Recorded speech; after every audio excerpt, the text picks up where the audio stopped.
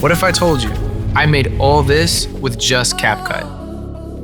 My name is Lionel Eton. I'm a professional filmmaker and an AI filmmaking pioneer. I grew up loving movies and TV, but I joined the Coast Guard out of high school and I got stationed in Alaska. Hollywood couldn't have felt further away, but I kept pursuing my filmmaking dreams. Then I discovered AI. 2 years ago, I created my first AI film using CapCut, and my career took off. I started FilmCrux to help close the gap between indie filmmakers and Hollywood, so that people's only limitation was their own creativity and imagination.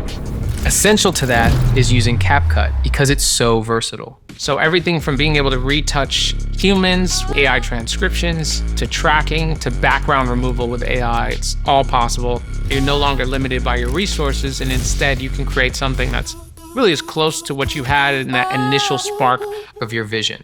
With CapCut, I get to live in the worlds that I imagine, and I get to bring you with me.